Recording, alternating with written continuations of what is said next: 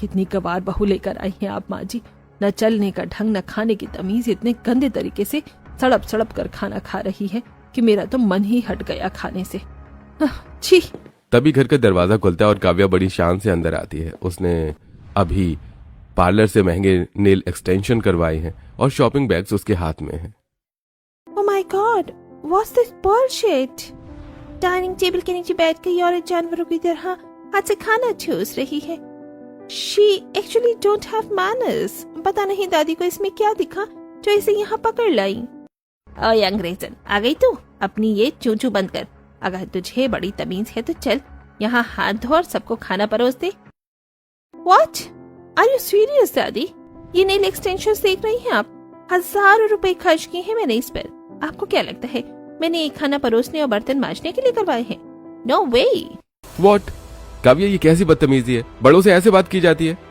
तो बड़ों को भी पता होना चाहिए ना कार्तिक कि अगर बहू घर में आई है तो वो मेड नहीं है। परोसना है तो खुद परोस लो या फिर इस कबार को बोलो। अरे अरे, आप लोग झगड़ा मत करिए। लाओ दादी, हम परोस देते हैं सबको। लाली जैसे ही अपने कड़ी चावल वाले हाथों से कड़छी पकड़ने के लिए पतीले की तरफ हाथ बढ़ाती है, सावित्री जी चिल्लाकर अपनी कुर्सी छोड़ देती है। रुक, खबरदार जो तूने बर्तनों को छुआ। ये क्या गंध फैला रही है? तुझे अकल नहीं है?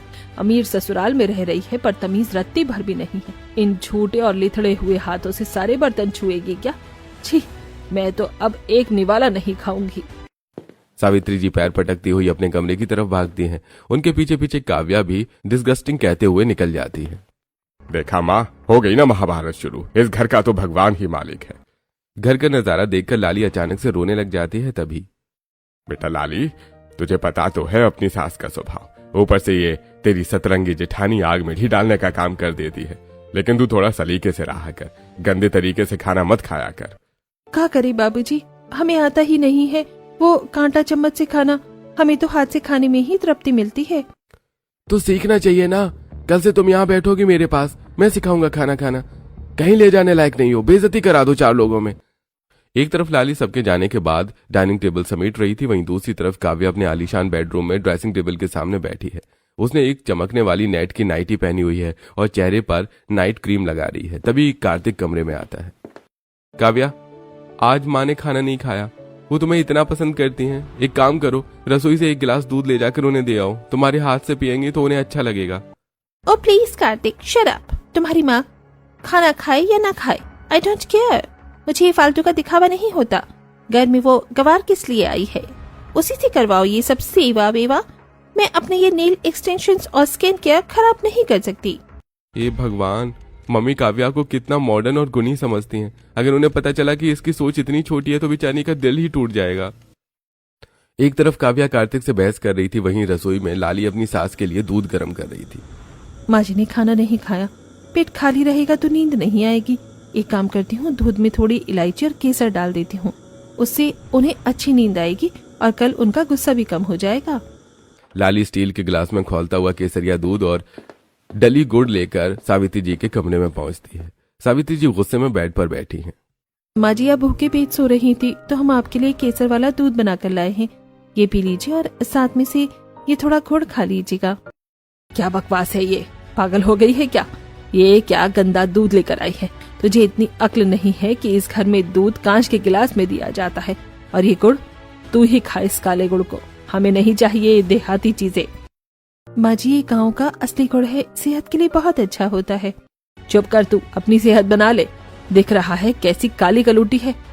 न शक्ल अच्छी न सूरत, काम तो अच्छे कर लिया कर। तभी काव्या और केंजल भी वहां पहुंच जाती हैं और लाली का मजाक उड़ाने लगती हैं। मामी जी देखिए तो इसे, इसके दांत देखे हैं आपने? बिल्कुल खरगोश की तरह आगे निकले हुए हैं।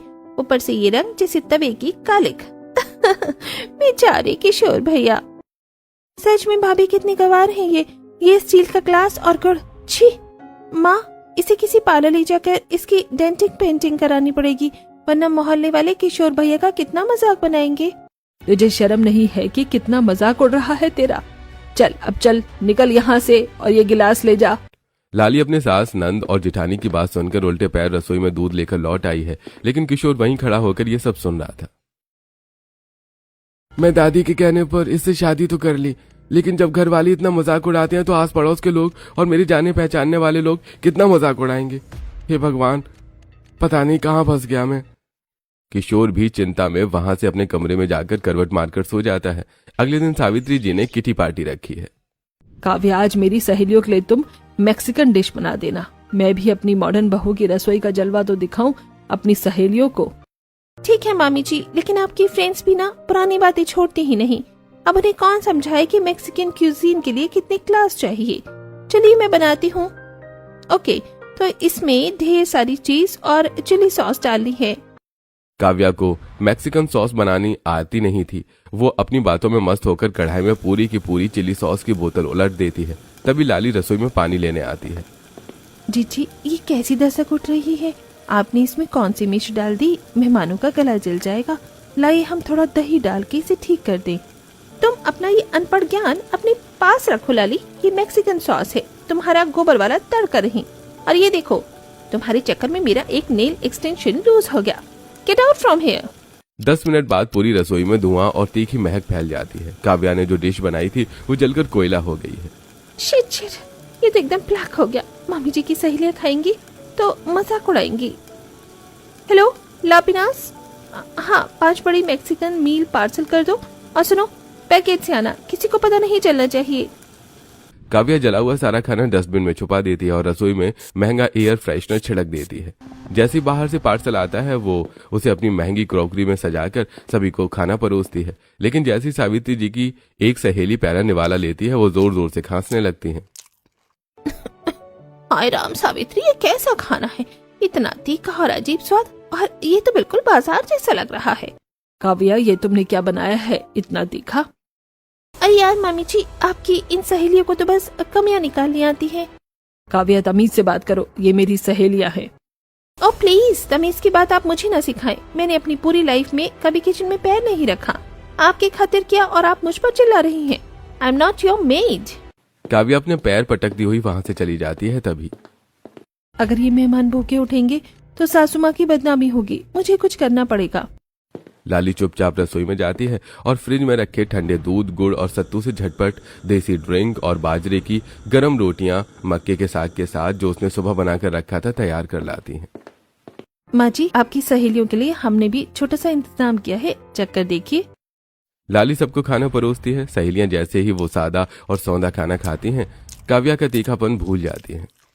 अरे वाह सावित्री, तेरी बहू के हाथों में तो साक्षात अन्नपूर्णा है। हाँ भाई, हमने इतना स्वादिष्ट खाना कभी नहीं खाया।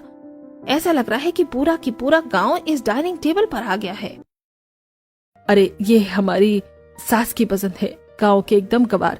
इसको बस खाना बनाना ही आता है, बाकी इसका हुलिया जरा देखो, कहीं से लगती है ये रायजादा खानदान की बहू है। सावित्री जी फिर से अपनी सहेलियों के सामने लाली का मजाक उड़ाती हैं। मेहमानों के जाने के बाद रमाशंकर जी और पार्वती जी सावित्री जी पर गुस्सा कर रहे होते हैं। अरे सावित्री, शर्म आनी चाहिए तुम्हें। जिस बहू ने तुम्हारी और तुम्हारे खानदान की नाक बचाई, मेहमानों के सामने उसी का मजाक उड़ा रही थी। क्या यही संस्कार है तुम्हारे? सावित्री, तू रईस के घमंड में अंधी हो गई है। लाली गवार है क्योंकि वो दिल से बात करती है, और तेरी वो लाडली काव्या, उसने न सिर्फ झूठ बोला बल्कि मेहमान और तुझसे भी बदतमीजी की। फिर भी तू लाली को नीचा दिखा रही है। माँ जी, आप तो हमेशा इसी का पक्ष लेंगी। शक्ल देखी है इसकी, बस इस गवार बहू की रसोई ही बढ़िया है, बाकी कुछ नहीं। सावित्री जी की कड़वी बातें सुनकर लाली की आंखों में आंसू आ जाते हैं। पापा जी, आप माँ जी पर गुस्सा मत करिए। वो तो बस अपनी सहेलियों के साथ हंसी ठिठोली कर रही थी। माँ तो आखिर माँ होती है, वो अपनी संतान को कुछ भी कह सकती है। आप लोग शांत हो जाइए। तो कितनी भोली है लाली। काश इस घर की बड़ी बहू और सास में तेरी आधी अकल भी होती। कुछ दिनों बाद कार्तिक को एक बहुत बड़ी बिजनेस मीटिंग के लिए कुछ जरूरी फाइल्स तैयार करनी थी, लेकिन काव्या के हाथ से उन फाइल्स पर कॉफी गिर गई। जिसके बाद, काव्या ये क्या किया तुमने? कल सुबह ये फाइल्स क्लाइंट को देनी है, सारी मेहनत बेकार कर दी तुमने। अब मैं क्या जवाब दूंगा? ओह कम ऑन कार्तिक, इतना चिल्ला क्यों रही हो? गलती से कॉफी गिर गई, और वैसे भी मुझे तुम्हारी इन बोरिंग फाइल्स की कोई समझ नहीं है, खुद ठीक कर लो।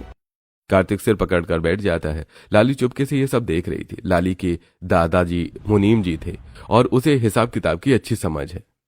भैया, अगर आप बुरा न माने तो क्या हम मदद करें? हमारे दादाजी हमें बही खाता सिखाते थे। हम इन कागजों को फिर से साफ साफ करके उतार सकते हैं और हिसाब भी मिला सकते हैं। लाली, तुम कर लोगी? लाली पूरी रात जागकर कार्तिक की फाइल्स को सुंदर लिखावट में दोबारा तैयार करती है। सुबह जब कार्तिक फाइल्स देखता है तो उसकी खुशी का ठिकाना नहीं रहता।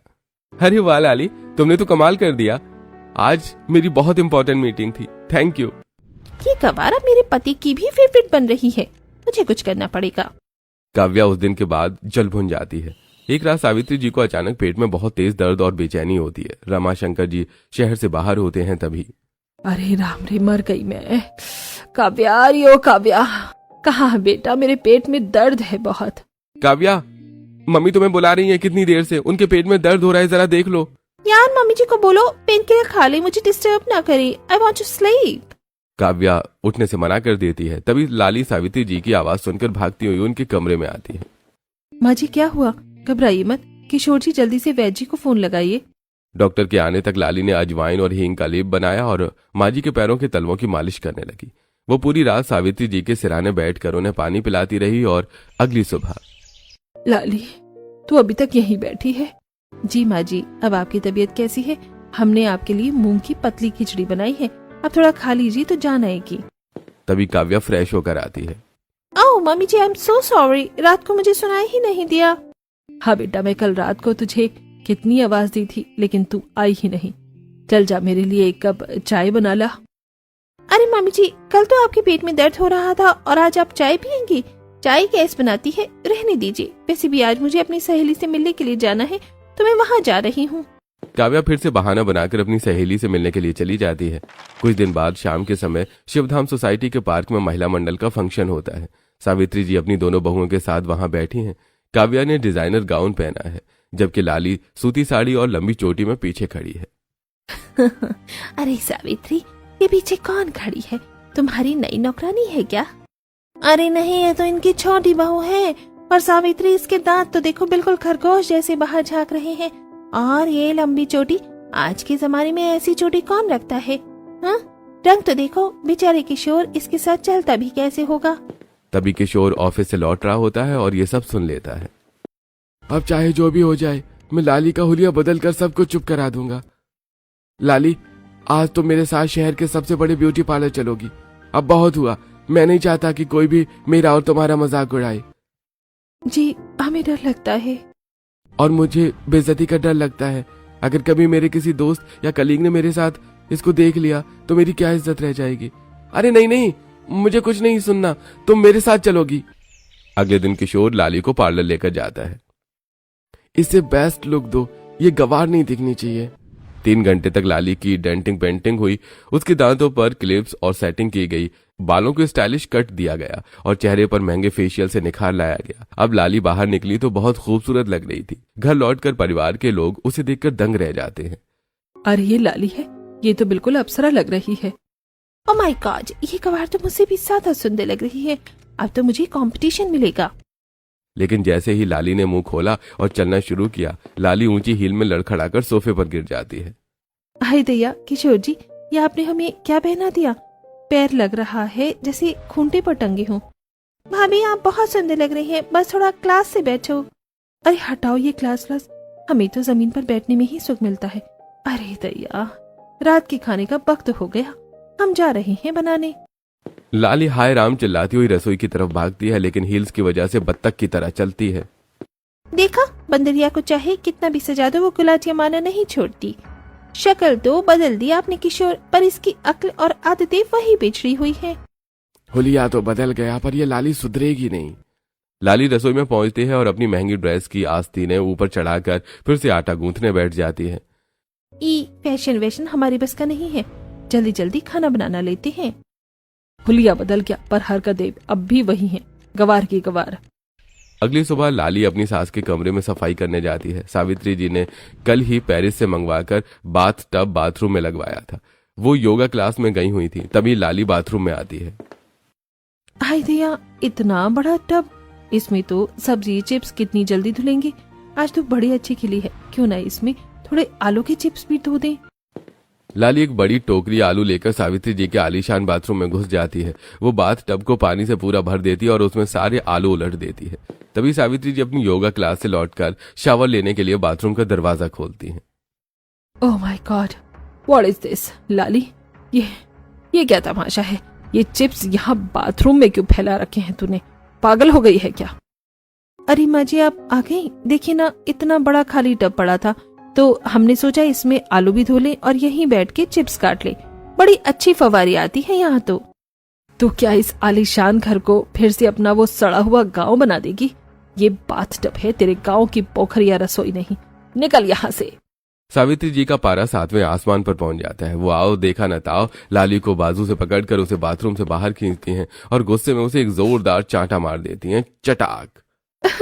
माँ जी आपने हमें मार दिया, हम तो बस आपकी सेवा कर रहे थे। सेवा नहीं, मेरा सत्यानाश कर रही है तू। रमाशंकर जी कहाँ है आप? जल्दी आइए और देखिए अपनी इस गवार का कारनामा। रमाशंकर जी और बाकी सब भागते हुए आते हैं और बाथरूम का हाल देखते हैं। देख लिया, इसने पूरे बाथरूम को गंदी रसोई बना दिया है। ये गवार बहू बस रसोई में अच्छी है। अरे शांत हो जाओ। लाली तूने ये क्या किया बेटा? पापा जी वो तो हम लाली तुमने पूरी हाइजीन का मर्डर कर दिया। डैडी अब तो मान लीजिए कि ये लड़की इस घर के काबिल नहीं है। ये गवार हमारे स्टैंडर्ड को मिट्टी में मिला रही है। अरे याद है लाली, मैंने तुम्हारा हुलिया बदला ताकि तुम थोड़ी क्लास सीख सको, पर तुम तो अपनी हरकतों से बाज ही नहीं आती। मुझे दफ्तर में लोगों को बताने में शर्म आती है कि मेरी पत्नी ऐसी बेवकूफियां करती है। बस बहुत हुआ, आज के बाद ये मुझे अपनी शक्ल न दिखाए। रामशंकर जी ये आज ही इस घर से निकल जाए वरना मैं ये घर छोड़ दूंगी। लाली सबकी बातें सुनकर चुपचाप अपने कमरे में गई, अपनी पुरानी सूती साड़ियां एक छोटी सी पोटली में बांधी और अपनी आंखों के आंसू पोंछते हुए पिछले दरवाजे से घर छोड़कर अपने गांव निकल गई। लाली के जाने के 2 दिन बाद ही घर का हुलिया बिगड़ने लगा। रसोई जो हमेशा महकती थी अब वहां सिर्फ जले हुए टोस्ट और ऑनलाइन मंगाए गए पिज्जे के खाली डिब्बे पड़े थे। सावित्री आज नाश्ते में क्या है?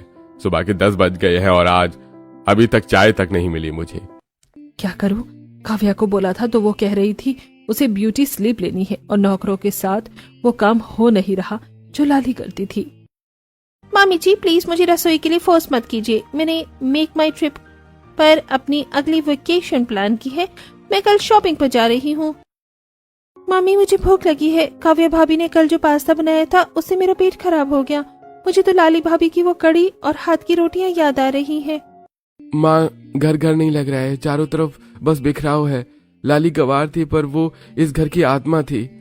एक हफ्ते बाद जब सावित्री जी फिर से बीमार पड़ी और काव्या ने उन्हें पानी तक का नहीं पूछा, तब सावित्री जी की आंखों से आंसू निकल आए। उन्हें याद आया कि लाली कैसे उनके पैर दबाती थी। रमाशंकर जी ने फैसला किया कि पूरा परिवार गांव जाएगा। सभी गाड़ी से गांव की ओर निकले जहां लाली अपने पुराने मिट्टी के घर के बाहर गाय को चारा डाल रही थी। लाली बेटा मुझे माफ कर दो, मैं रईसी के कमांड में अंधी हो गई थी। मुझे अब समझ आया कि मेरी गवार बहू की रसोई मॉडर्न बहू की रसोई से लाख गुना अच्छी है। लाली मुझे माफ कर दो, तुम ही इस घर को जोड़कर रखने वाली थी। तुम्हारी सादगी ही तुम्हारी सबसे बड़ी खूबसूरती है। हाँ भाभी मुझे भी थोड़ा सा अपना देसी हुनर सिखा दो। अरे माँ जी पापा जी आप लोग यहाँ क्यों आए हैं? हम तो अपनी किस्मत को कोस रहे थे। लाली सभी के साथ वापस रायजादा विला आती है और सभी के लिए घर के आंगन में चूल्हा बनाकर लिट्टी चोखा और पंचमेल दाल बना